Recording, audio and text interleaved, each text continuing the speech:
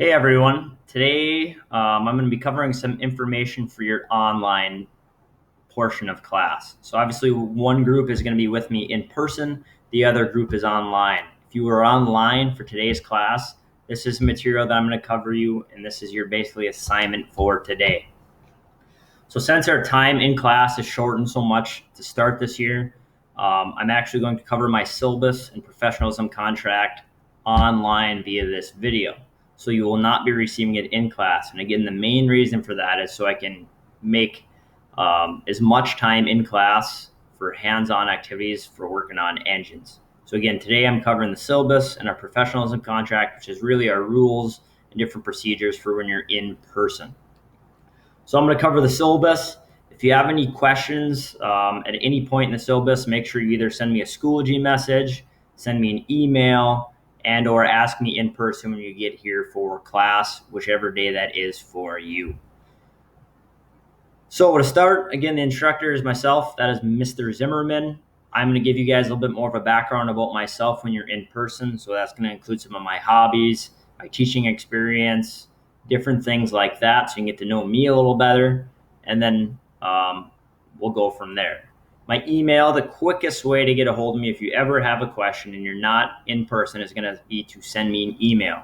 That is mzimmerman@alexschools.org. Again, that is the quickest way to reach me. I have an office at the school that is A343, so that is a collaboration room on third floor upstairs in the A wing. However, I'm going to tell you I'm almost always out in the MT building, which is where our small engines class is held. So typically, if you're looking for me at school, I'm going to be out in the MT building. I'm very rarely up in my office. My office phone extension, so if for some reason you got to give me a call, it's going to be the school's number, extension 3472. So course description for small engines. Small engines is intended to offer entry-level instruction and training in the areas of tool use, measurement, maintenance, diagnostics, personal and shop safety, theory and design applications as they pertain to the subject of small internal combustion engines. Students will be exposed to various methods of instruction, including, but not limited to, lecture, audiovisual, and hands-on learning in a lab environment. Critical thinking and problem-solving skills will be demonstrated through completion of required projects, such as disassembly and reassembly of a successfully running small gas engine.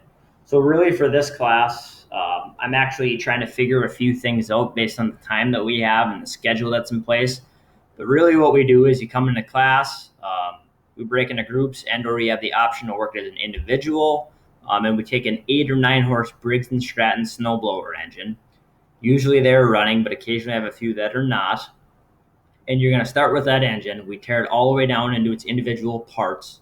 And then from there, we do some measuring with different tools, which I'm going to talk about in a bit. And we check for wear and tear on that engine. And then we're going to start reassembling that engine and making sure it runs. So really the bulk of your in-person is real hands-on activities. And we go from there. So some of the course goals. This course is designed for students with an understanding of the basic principles of how a small engine operates. So we're going to look at some different theory things, such as 2-stroke and 4-stroke theory. And then a big one is going to be familiar with parts, function, maintenance, tools, and operation of a small engine. So one of the big things there is going to be parts. There's a lot of different parts to a small engine.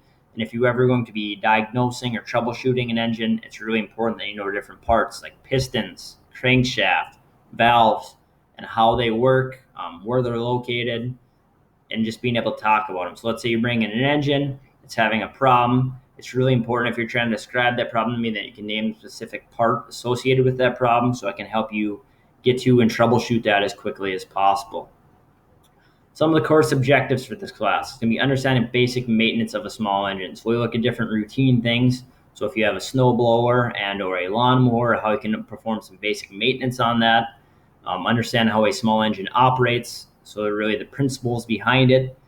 Read and understand repair manuals. So basically when we have an issue, a lot of times we refer to our repair manual for an engine, so we can find some specific information about it. Successfully disassemble a small engine. Another big one is going to be order parts of or for a small engine. So in the past, I've had students bring in various different projects. It's important that you are able to figure out how to order parts for that. So sometimes it's really easy. Say you have a Pleasure snowmobile, you have a part that breaks. A lot of times you can go to a dealer or a manufacturer of it and order that specific part. However, sometimes it is more beneficial to actually look up a part online. There's various different sources you can order from and order that part. But again, you're gonna have to be able to figure out what the part number is based on some model numbers and different numbers associated with your engine. However, a lot of times I'll tell you it is probably more beneficial to order from a dealer who's associated with that brand, because a lot of times that brand's or OEM, which is original equipment manufacturer, has a higher quality part than something you order from a secondhand source online. And then the last one is be some practical skills in maintaining, troubleshooting, disassembling, assembling a small engine. From there, some of the requirements of the course. So this is just a real brief look at some of the rules, and I'm going to cover them a little more thoroughly in the next actual document I'm going to show you. So number one is going to come to class prepared. Again, for my class, a lot of it is going to be hands-on. I do not give much book work or assignments. A lot of it is going to be working on the engine. I'm a firm believer that you're going to get a better experience by working on one of these engines than me talking to you for 60 minutes every time and you never touching an engine. So most of the time we're going to be working on engines. Occasionally you might need a Chromebook, a notebook, or a pencil. And if you do, a lot of times I'm going to let you know ahead of time. Another big one is to wear safety glasses in the shop at all times, especially when we're working on engines. Again, there's always various scenarios where things can go wrong, such as a part flying across the room, maybe a fluid comes a fluid comes out of a part of an engine that you're not expecting. So it's really important to have glasses on, safety glasses on, just to make sure that in any one of those scenarios, you are 100% expected. Follow shop safety rules. So I do have some rules I'm going to cover next. It's important that you follow those at all times. Again, they're there to protect you and to keep you safe and to make sure everything goes smoothly in the shop. Another one is to respect instructor and fellow classmates. And then finally, he's going to be participating in class activities and daily cleanup. A big one I have in class is really the cleanup. I really like having a clean and organized shop. And again, that doesn't mean that it can't be messy at times, but I don't like wasting time looking for tools. So typically I have a designated spot for every tool. Same thing is, I don't want, if you're coming into class and the class before you spilt oil, the expectation is that they'd clean it up so you don't come in, brush up on it, you got some nice clothes on, now they're oil soaked. So again, it's really just making sure you take care of your own areas and we make sure the shop gets cleaned up at the same time. Another one is to work in a timely and safe manner. Really going to be important this semester, or to start this first quarter here, because we have such a limited time in class. So it's really important that you utilize that time wisely. Another one is going to be on time for class. So again, the bell rings, I think, at 8:25. It's really important that you're here by then, because typically I'm going to start with some quick instructions and then we'll get working right away. I don't want you to miss those instructions and I don't want to have to repeat those. So make sure you're getting here on time. Typically, I am at the school at like 6:30 in the morning. I do not want you coming in that early, nor should you have to. But if you ever have a project in class you want to get working on some additional time, you can always come in early. Make sure you talk to me about that before you come in, but you can come in early and start working on it. Next one is really big. Ask some questions if you don't understand. So if there's something you don't get, make sure you ask. I'm going to tell you right now, I don't know everything. I'm not a small engines expert. I don't know every answer to every question you're going to ask, but I can generally find those answers for you. I am always learning just like you guys, so I don't claim to know everything. I'm always increasing my knowledge every semester, every project that comes in, so I will do my best to answer questions for you, but if I don't know it, I'm going to find it out for you. Another big part of that is I've had students working on my engines in the class before. So again, I supply the first round of engines for you to work on. I've had students in the past who do have some experience working on engines. They think they know everything sometimes they don't. For some reason, they might not want to ask me a question. They try to put a part together, put something in that engine, and then they end up breaking it because they didn't ask me for a better way to do it. So just make sure you're asking questions so we can keep our engines in a working condition and to avoid ordering extra parts that maybe aren't necessary. The grading scale for this class, I'm not going to run through that entirely just because I don't want to waste your time today, but it's very typical of any grading scale you've seen in the past. Very, very similar. Again, this is going to be on Schoology, so if you have questions about the grading scale, you can check that at any time. The course layout and schedule is going to be somewhat fluid this year, meaning it might be changing. Again, I've mentioned it before, our time in class is limited compared to past. So this could change, but typically what I cover is an intro to course requirements and expectations. That's really just one day, which is today and what you're viewing right now. I do spend some time talking about 2-cycle and 4-cycle theory, as well as parts identification, so you can kind of pick out and identify various different engine parts. Spend a little time talking about tools, especially more specialty tools, such as like a piston ring compressor, so putting your piston back into the cylinder, which again, you probably don't understand right now, but when we get into it, it'll make a lot more sense. Safety, I spent a little bit of time talking about safety, and again, that's going to be more in person. When you're with me, I'm going to cover some of that information. Measuring, I do spend some time talking about. For our class, you're going to become very familiar with using a micrometer. It's a little bit different than a caliper if you've used a caliper in the past, but what a micrometer does is it's very good for measuring circular parts. So a lot of our engine parts are circular, such as pistons, crank journals, different diameters for different parts. Really, they're good for measuring that stuff, and they're very, very accurate. Typically, we have an engine, you have a part, so let's say there's a piston, and I think for some of the engines in our class, the piston size is going to be, let's say, 247 thousandths of an inch. So that is the standard size for that piston. When that piston is moving up and down inside of the cylinder, it's going to start wearing eventually because it does make some contact, and it's going to come smaller. Then it's going to have a reject size, which typically you find in a manual, and that might be 244 thousandths of an inch.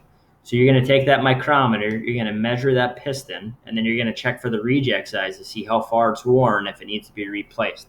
We can do that with various different parts in our engine, and we will become very familiar with some of the measuring components.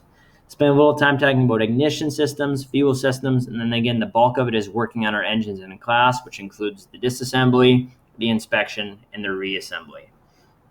Again, if you have any questions on the syllabus, shoot me an email, a Schoology message, or ask me in person. The next document we're going to cover is going to be the professionalism contract for this class. So really, this is my rules and expectations every day you are in small engines. These are the rules and expectations I have for you. This actually goes in as in a grade. So every week you come into class, and it's a little different this semester with our schedule. Typically, it was 2 points for every day you were in here. So it was a max of 6 points on A days, max of 4 points on B days. Now that we're in here every day, one day you're online, one day you're with me in person, you're going to get 2 points per day, so it's going to be 10 points per week. These points are relatively easy to get if you follow the things that I'm going to cover, and again, it's some basic expectations for you. So you're 10 points a week. As long as you're showing up and doing these things, you're going to be just fine. And again, because we're so hands-on in this class and I don't give a lot of assignments, these points are really important for you to get. Number 1, so all class members will respect other students, teachers, staff, and facility. The first 3 in that sense are really important, but again, one of the ones I'm going to focus on is the facilities. I've worked very hard the last couple of years to kind of build up our tools, our toolboxes, our engines, and I'm going to talk about that when you're in person. So it's really important to me that you respect those, you take care of those things, making sure you're keeping things clean and organized, and just taking care of generally everything we have in the shop. Second one, abuse in any part of the classroom, equipment, students, or staff will not be tolerated. Again, I talked about it before. If you're working on an engine, there's a very good chance that you might break something by accident. Things are going to happen. It's happened in the past. I've had students break things. However, most of the time they are accidents. And if you do break something, the big thing I ask is that you communicate that with me. Don't try to hide it, because all that does is create a problem for me and or another student down the road and something else we got to fix. I promise you, I will not get mad at you if you break something by accident. We'll figure out what it is, how it happened, and we'll get it fixed as soon as we can. However, again, do not intentionally try to break anything. So whether it's a tool you're using, one of the engines, I will not tolerate that, and I will look at various methods of instruction for you that don't involve working on engines if you can't handle working on the things we have. Third one, students' behavior should not in any way disturb the learning or of others or cause an unsafe condition. Again, the big thing in here is going to be safety. We're working on things. There's a lot happening. It's a really busy environment. Just make sure you're doing things safely the way that I taught you, and just looking out for yourself and others as you're working on these different engines. Fourth one down, students will stay within the respected area assigned unless permission by the instructor is granted. So basically, when you're in class, make sure you're staying in here. You're not trying to sneak off to go do something. For some reason, you do have to go somewhere. Make sure that you communicate with me. So if you got to go talk to another instructor, you got to run down to the office. Maybe you're going to go into school to use the bathroom. Make sure you talk to me first. Just let me know what you got to do. Generally, I'm very willing to let you go somewhere. Another one is going to be perks. So I don't know what's going on with perks just yet as I'm making this video. I don't know if it's going to be open or closed.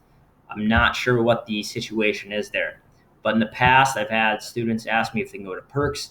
Typically, it's not a problem. So if you come into class, you do some of the stuff you need to do, you're working hard, and you want to take a quick perks break, typically I'm going to let you go. There's very few scenarios where I'll say no, but occasionally it does happen. Now here's an example I have in the past. So if you want to go to perks, for some reason I say no. So let's say you came into class, you sat on your phone for half an hour, you didn't do anything, and now you want to go to perks, I'm probably going to shoot you down.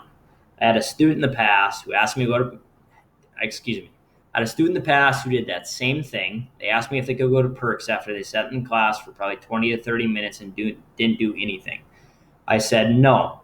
So this student tried to pull a quick one on me. And I always tell you, if you're going to do something that's probably unintelligent, at least be smart and think through how you're going to do it and pull a quick, instead of trying to pull a quick one on me. So this student went and sat back down for probably, 5 to 10 minutes. I was busy working with some other students. I forgot about it. They came back up and asked me if they could go to the bathroom. I was like, yeah, sure, you can run down to the bathroom. That's no problem at all. Well, little did I know that student just wanted to go to perks. So that student walked down the perks, got their food. And now this is where the part about being smart, how you're going to do something comes into play.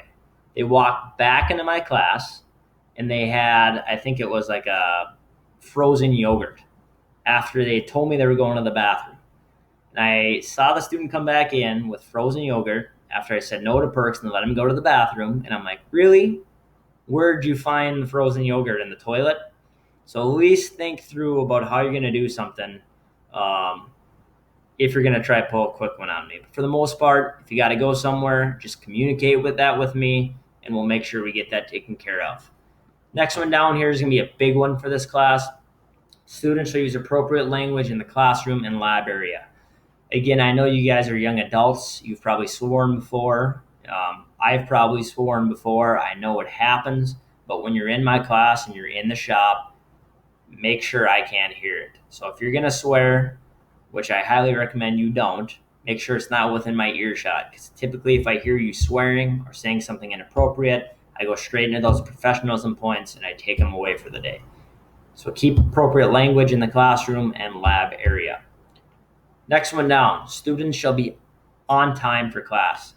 Again, this is really big for this semester. Our time is really limited. We just don't have a ton of time in person, and there's a lot I want to cover. So make sure you're showing up on time before the bell rings and you're ready to rock when you get here. Next one, all class members must be prepared to learn when the bell rings. So again, whatever you need for that day, typically I'm going to communicate ahead of time. Just make sure that you have everything you need and you're ready when the bell rings so we can get working as quickly as possible. Next one down, again, I've covered this and it's a pretty big one for me. At the end of class, every student is responsible for his or her share of effort in returning the classroom to a clean and orderly condition. A lot of times it's going to include equipment, tools, occasionally it may include chairs, tables, etc. I do not want to come to a situation where I have to make it basically an assigned task for each person. So one group's in charge of cleaning up all the toolboxes, one group's in charge of sweeping. I've never had to do that in the past, and I don't want to do that now. The expectation is at the end of the class, when I say time to clean up, that you guys just grab your engines, you put your parts away in the spots they're supposed to go, you put all your tools away. If you spilt oil or some sort of a chemical like carb cleaner, make sure you're cleaning up and wiping that up the way it's supposed to be wiped up, and dispose it properly. Because I just want to make sure it's clean. And same, like one example is I don't want you to come in this class, somebody in the class before you spilt oil, you got nice clothes on, now you're brushing up against the toolbox where that oil spilt and it's soaking into your clothes. Make sure you're taking care of your stuff, cleaning it up. Really, the expectation is the last 5 minutes of class, we're just working on it together. If there's an open broom, you grab a broom, you start sweeping up a little bit, you see oil spilt, you clean it up. Just make sure you're doing your share in the effort of making sure everything's cleaned up at the end of class. All activities on the computer must be related to class activities. Again, we're not going to be using a lot of computer stuff in here, but occasionally I have some stuff about ordering parts, looking up different things, maybe a video you have to watch. Make sure you're keeping that stuff related to class activities and staying on focus. Internet's going to be used periodically. Do not visit any sites that are considered inappropriate. Again, I think that one's pretty self-explanatory and I don't got to go into a lot of detail. Just make sure you're using internet the way it's supposed to be used. Next one down, I've actually lightened up on some. So it says no cell phones or multimedia devices or personal headphones are allowed. Cell phones, I've kind of allowed, or I've kind of stepped back on, and I actually let you use those some because sometimes you might be using them to look up something related to your engine. So I don't want to take those away from you. However, the main thing with that is make sure you're getting done what you need to get done. So if I give you some instructions for the day, make sure you're spending your bulk of time working on what you need to get done. If you pull out your phone and you check something quick, I'm probably not going to get after you very hard. But if it gets to the point where you're spending 20 to 40 minutes of class on your phone, you're not getting stuff done you need to get done, then I'm probably going to get down harder on you. Make sure you just use those accordingly. Don't make that your focus and not what we're doing in class. Next one, no talking is permitted while the instructor is lecturing or giving directions. Again, I'm going to tell you right now that at max, I probably spend 10 to 15 minutes, and I mean, this is max, lecturing each day. Some days you're going to come to class, I'm going to tell you right away, let's get to work, we get started working on our engines. However, if I am talking, please just give me those 5, 10, 15 minutes of your attention, and let me get through what I need to get through so I can get you guys working. I do not want to waste your time, so please do not waste my time. And again, I'm going to keep that as limited as possible, so just make sure we can stay focused for those 10 to 15 minutes at the start of every class. Teacher permission must be obtained to use Chromebooks. Again, this is another one I've kind of lightened up on. As long as you're getting your stuff done, I'm not too concerned about it. So you don't really have to ask me, but make sure you're doing what you need to do. Otherwise, I'm probably going to have a conversation with you about that. Candy, food, or pop, is not permitted in the classroom. Another one I'm not overly concerned about. If you are bringing in pop or water or Powerade, whatever it might be, try to make sure you have something with a cap on it because I don't want to have cans in. So if you're bringing a can of Dr. Pepper, I've seen those things spilled before. It makes an unnecessary mess. Sometimes they don't get cleaned up. So if you're bringing something in, make sure it's got a cap on it. And if you do, really the big thing is if you bring something in, throw it away. I do not like to spend my time cleaning up the class after you, throwing away water bottles, Propel bottles, different things. Just make sure if you have something in here, it finds its way to the garbage when you're done. Safety glasses are required in the shop. Again, especially when we're working on engines. A lot of chemicals like carb cleaner, carb cleaner, oil, different things of that variety. It's important that you guys have your eyes covered because something could happen at any time. I know I have in the past have shot carburetor cleaner into my eyes by accident. It does hurt. And potentially in some situations it can cause damage. So we just want to make sure we cover our bases there and make sure we're wearing our safety glasses. Proper safety clothing and equipment is required. Again, I'm going to talk about that as we're working on engines. And I'll give you some more specific instructions related to that. Again, here's your grading percentage, which you can find in the syllabus and our Schoology page as well. So really, these professionalism points are important to your grade because I'm going to tell you now that this probably isn't the most accurate representation. It's more like 50-50 rather than 75-25. because really I don't give a ton of assignments. Most of the time we're going to be spending time working on engines when we're in class. There might be a few online for you. Tests, there's not a lot of tests. There's usually one on measuring just to show me that you can use a micrometer. We do take a pre-test and post-test. However, those are graded different than most tests I've given in the past, and I'm going to explain those specifically because that's kind of the second day of class what we're going to run through when you're online. It is going to be done at home as your post-test.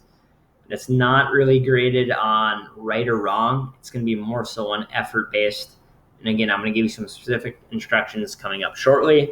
And there's not much for quizzes. So again, these professionalism points are really important just because a lot of it's hands-on in this class. There's not a lot of online stuff homework, I should say. So these professional points are really important to your grade. So as long as you come in, you're working, doing some effort, you're going to be just fine there. So you guys are expected to follow the rules set forth by the school district and the instructor in this class. I expect you to respect each other, your ideas and opinions, and your property and your time. If you understand this, when you come in person, I'm going to have a printed copy of this that I expect you to sign. I'm going to keep on file just to show that you have read through this and you understand everything. So I'm going to have you sign those when you come in person. Really, that's all I have for you for today. Make sure you understand everything I have covered. If there is some reason you don't understand something, something's confusing, you maybe don't agree with something, please send me a email, a Schoology message, or make sure you cover that with me when you are in person. Other than that, again, that's all I have for you today. I'd just like to say that I'm very excited to have you in this class. I think it's going to be a blast. You're going to have a great time when you're in here. I hope you learn a lot, and I'm really excited to have you guys back. Last spring when we went online, it was very challenging for me. I'm sure it's challenging for you guys. It just was not an ideal situation, but I think we all made the best of it and made the most of that time. However, I'm super excited to have you guys back. I can't tell you how excited I am. It's going to be a great time, and we're going to learn a lot. So if you don't have any questions, you can take the rest of the class for today, enjoy your time, maybe look through the syllabus and the professionalism contract. But other than that, enjoy the rest of your day, and I look forward to seeing you in person. Have a great day, everybody.